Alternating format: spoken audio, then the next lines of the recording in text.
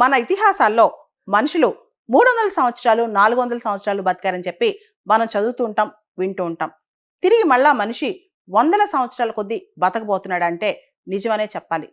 రీసెంట్గా సెప్టెంబర్ 3వ తారీఖున టియాన్మెన్ స్క్వేర్ దగ్గర షీ జిన్పింగ్ మరియు పుతిన్, చైనీస్ ప్రీమియర్ మరియు రష్యన్ ప్రెసిడెంట్ ఇద్దరు మాట్లాడుతుండగా హాట్ మైక్ వాళ్ళ మాటలు క్యాప్చర్ చేసింది.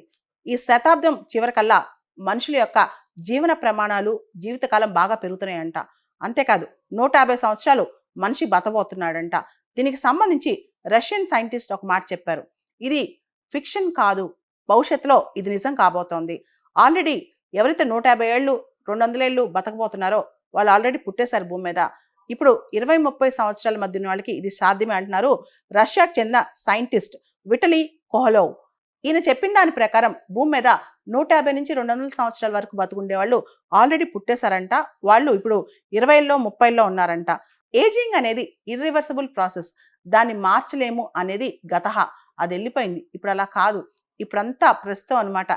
ఏదైనా ఇర్రివర్సిబులే, ఇంక్లూడింగ్ మన ఏజింగ్ కూడా. మనకి వృద్ధాప్యం రాకుండా ఆయుర్దాయం పెంచే మెథడ్స్ ఎన్నో వచ్చేసాయని చెప్పి విటలీ కోవలియో అనే రష్యన్ సైంటిస్ట్ చెప్తున్నారనమాట.